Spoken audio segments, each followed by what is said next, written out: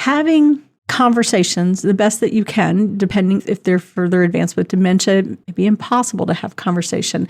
But just talking to them in a way that you're showing them that you respect and you value their feelings, their fears, their wishes, listening to them, even though sometimes it's difficult to understand, and just offering them that comfort and support and keeping them informed of what's going on.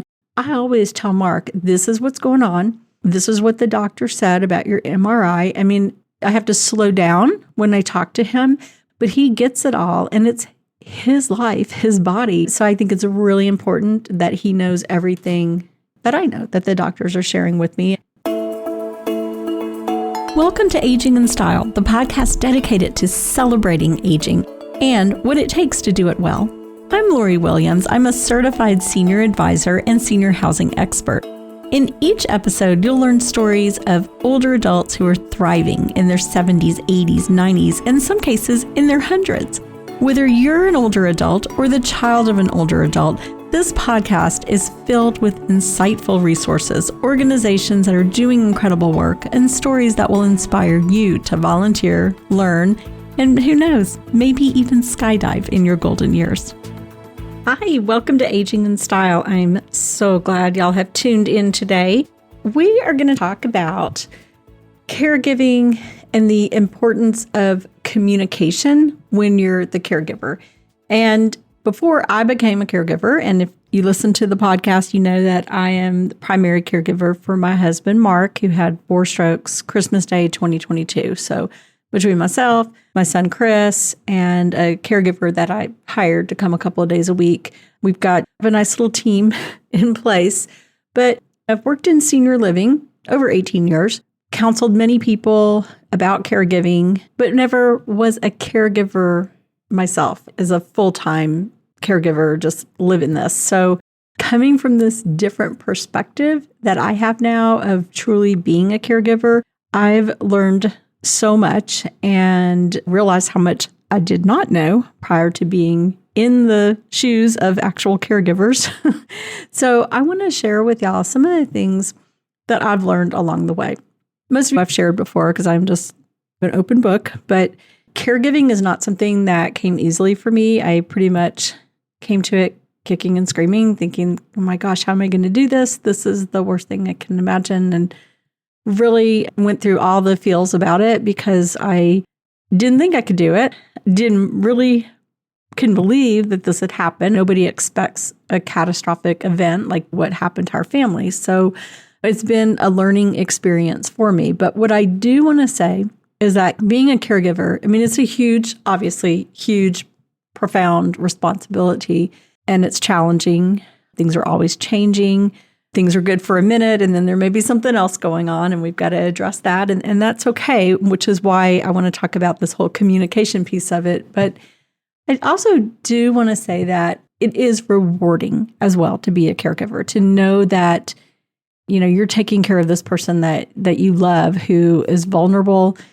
They need you. It's just, there's something about it that it is rewarding, but it's a tough thing. So I want to talk about communication and how important good communication is with not only your loved one that you're caring for, but the healthcare professionals, family, friends, everyone who is your team, right? And I'm thankful that I am not by myself, the lone caregiver for Mark, because that would be impossible because I work full time still.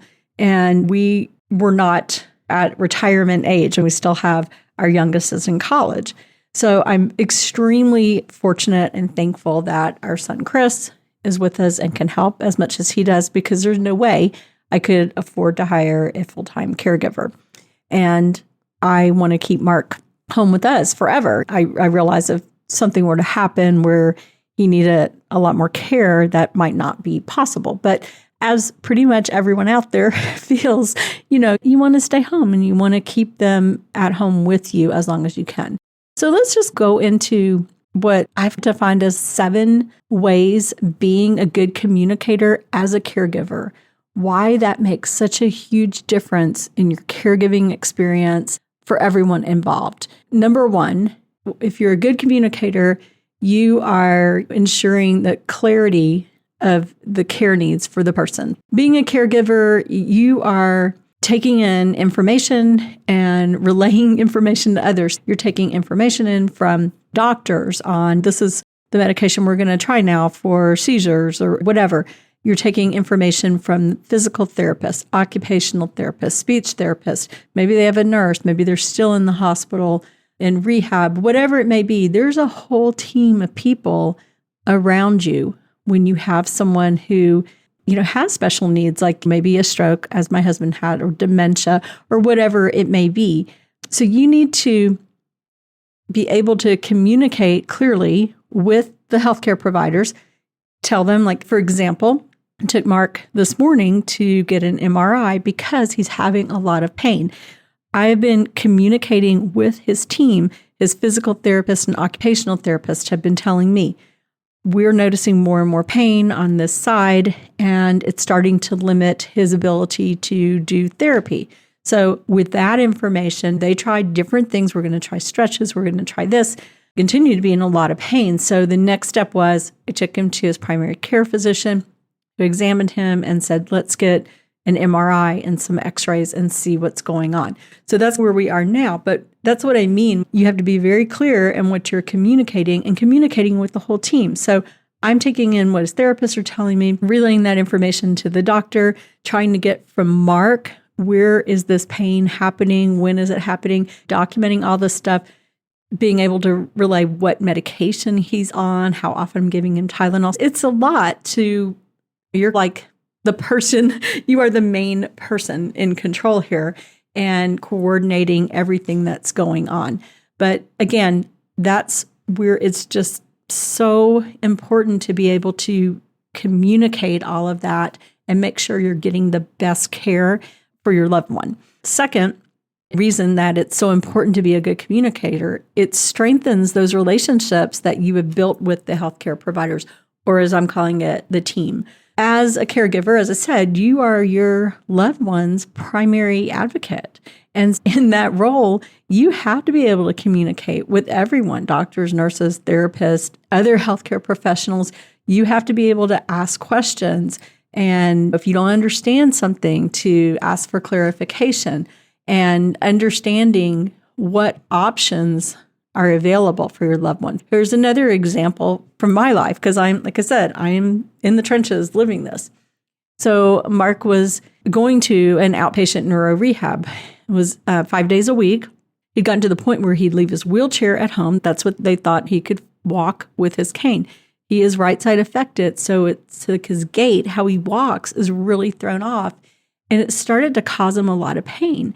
And this is a big building where he was going, and he'd have to walk from one end to the other. And I mean, it was a pretty good distance. And his communication is impacted, but he started not wanting to go. And I couldn't understand why. And then finally, it dawned on me, and I was able to ask the right question of him. Is it, and knowing what I already knew by being there and seeing how long the walk was, how much he was having to walk, and he was pointing to his leg and the pain he was in, I put it all together. So when I did that and he was like, yes, I understood him, I knew that there was another alternative, which was we could bring therapy into the home. And so that's what he gets now. And making that change just made a huge difference in how he was feeling, his mood. He had gotten like super grumpy and was tired all the time because it was too much for him where he was, and it was causing him to be in a lot of pain and be tired. And nobody was understanding him until finally, thank you God, it clicked in my brain. But just having that relationship or having that open communication with all the healthcare providers, I was able to go, okay, I figured out what's going on with him. What's our next step? This is too much. Let's go to the next step. And then was able to make that happen for Mark. And it was just made it a smoother experience to transition. Okay, we're done with this intensity of rehab. We've gone on to the next. Third reason that communication is so important, you're supporting that emotional connection with your loved one that you are taking care of. So being a good communicator just really builds a deeper emotional connection with your loved one. And that was what I just shared about Mark earlier. That was so important to him. I saw in his eyes when I finally understood what he had been trying to tell me. Even if someone, no matter what it is, like with Mark, he is there mentally. It's just that he cannot communicate.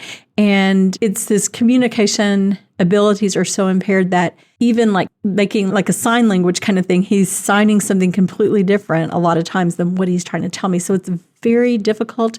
And I'm going to tell you, sometimes I really think it is, and I'm a person of faith, but I believe that God just puts it in my head. He's just like, okay, this is what he's trying to communicate to you, because it's nowhere close to anything.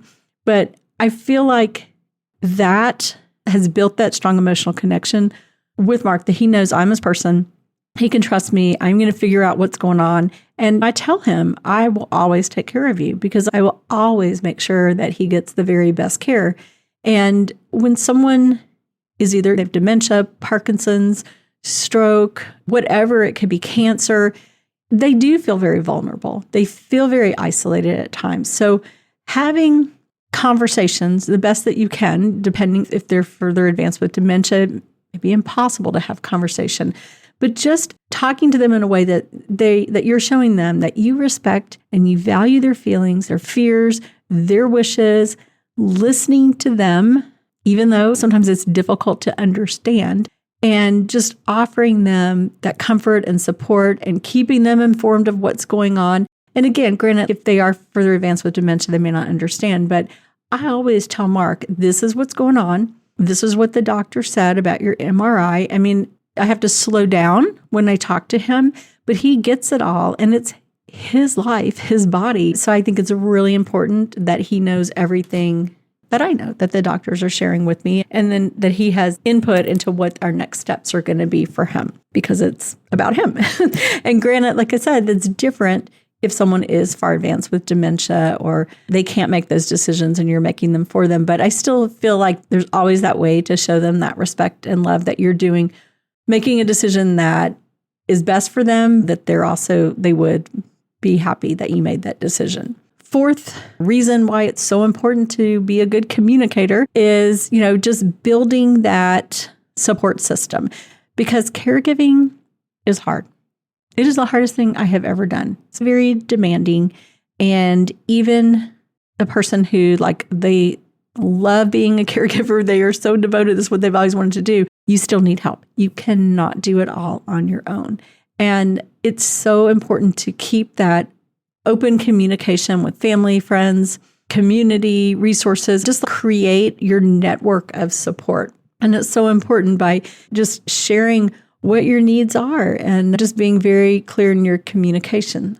Another example I have that's actually happening right now. So we have, like I said, this great support team of my son, we have the therapist, we have friends, we have neighbors, and right now we have an issue with our back door.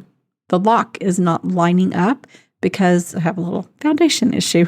Anyhow, luckily, the house is not about to fall down or anything, so the foundation issue is going to wait a minute. But I have a problem in that the back door will not lock because it's not lining up.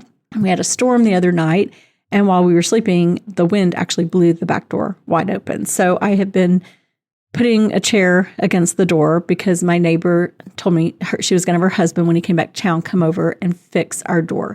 And so I'm so glad that I shared with her that, listen to what happened. My back door flew open during the storm, and I am I'm not sure what to do at this point. Her husband is fixing our door, which for him was an easy fix. For me, I'm just I have no freaking clue how to take the thing off and align the door. And I'm just thank God that I did share. I needed help, and they're there doing it right now. So wonderful. Another reason for good communication as a caregiver is reduces stress. And caregiver burnout is real. It is emotionally and physically exhausting.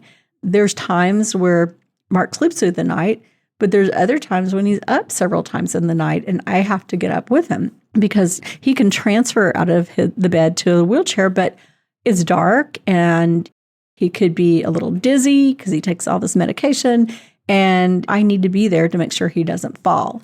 There's nights and weeks sometimes where I really don't get much sleep. And I'm on that right now. I think I had 4 hours last night. That was not just Mark, that was the dog also, but another story. But you really have to communicate about your needs, your worries, your limits. We all have limits. I think I'm about at my sleep limit right now. One thing that I do when that happens, when it becomes too much, I'll ask my son to switch off with me, and he'll stay downstairs, sleep in the bed by Mark or out on the couch in the family room, just where he can hear him if he needs help or hears him moving around. And I'll go sleep upstairs just to get a full night's sleep. So it's really important to recognize when you are at your limit and then communicate that to someone else. You're an advocate not only for your loved one, but you have to be an advocate for yourself too, and in taking care of yourself. We don't all have just limitless amounts of energy. We do burn out, and if we can take a step back, take some time for ourselves, we just come back so refreshed and ready to do it again. Number 6 reason why being a good communicator as a caregiver is important is adaptability in a changing environment. Things are always changing. Caregiving can be unpredictable. Your loved one's needs may change. Their health may fluctuate. Situations may arise that require immediate action. And just having good communication keeps everyone in the loop and allows you to adapt quickly and more effectively. For example, and again, I'm giving all examples about my husband because, you know what, that's the life I'm living with being a caregiver. But he got sick in January, and just like with a stomach bug. But within a few hours, he was dehydrated, he had a high fever, he was really sick, and he started having seizures. And we had to call 911, and now he has a seizure disorder. He's had another seizure, and so he's on medication. What I'm saying is, though, things, when you're taking care of someone, and this was like the light bulb moment for me. I thought, okay, he's home. We're a year out from the stroke at that point. He is just going to continue getting better. I didn't take into account all that his body has been through and that he is definitely in a position where he's more at risk for things. So like a stomach bug that maybe would have been okay for me and I'd be fine is not for him. And things are going to continue to decline. And so, say you're taking care of someone with dementia, you know that the dementia is going to progressively get worse. And same thing with someone who has had 4 massive strokes. It's not going, the brain has been changed, his body's been changed so much. And having a seizure disorder, unfortunately, is a part of that.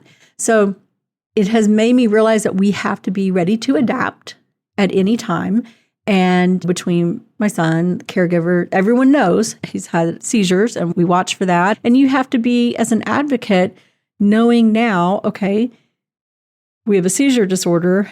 There's certain things they can no longer use in therapy. So you have to communicate all of that information and be able to adapt. And another example is that Mark was walking a lot more with his cane, but now he's in all this pain and he's primarily in his wheelchair. That concerns me because the more you're up and walking, the more you're building your strength and staying stronger. But the more you sit, the more you decline. I don't know what is ahead of us. And it's a hard thing to not let the what ifs get you. And especially in the middle of the night when you're trying to sleep, thinking, oh my gosh, what if this happens or this happens? You just have to be in the moment and just do the very best you can and be ready to adapt because things will change. And then the 7th reason why good communication is so important, it encourages respect and dignity. And we hit on that earlier, but I think it's worth mentioning again. I think it's very important to keep your loved one that you're caring for in all discussions that have to do with their care. It just reinforces their autonomy, helps them feel respected, even as they may face physical or even cognitive challenges. Just having that good communication with them. This is, like I said, this is their body. This is preserving their dignity and reminding them that this is about them. It's about their care journey. And we have respect for their input and their preferences. And like I shared earlier about Mark no longer wanting to go to the rehab center because it was so difficult physically for him. And I also think emotionally, he has always been a homebody. And I think to stay home with his familiar things and with our dog, who is obsessed with him, I think that is so important for mental health as well. A funny story, my daughter was at home while my son and I took Mark to have his MRI this morning, and she said our dog, Sadie, would go to the front door and cry and go and put her head on Mark's recliner and cry because Mark is always there now, and she's used to him being there, and she's made it her own job to be his caregiver, and she was just not having it. And we were gone probably 45 minutes, and Abby said that she just, cried and went back and forth and the whole time. So I do think for our situation and where Mark is now, we made the right decision for everyone, including our dog. But just to recap on it, caregiving is just about so much more than just taking care of someone's physical needs. And communication is so important because hopefully everyone has been able to build like a team, a support team, or a network of people who are there for you, and communicating to everyone that whether they're healthcare professionals or communicating with family, neighbors, whoever your support, your go-to people are, communicating not only your loved one's needs, but also about your own needs. It's all so important. And connecting like all of everyone together, all of these elements, it's going to ensure that your loved one is receiving just the best care on this journey as they can possibly receive. And having that great communication, just like I said, it just creates this great team-centered approach to caregiving. And that's great for everyone. And not just one person is over there just carrying the burden of, and there are a lot of people out there. I know so many people have reached out to me and told me that they're by themselves. They don't have anyone to help them. And that breaks my heart.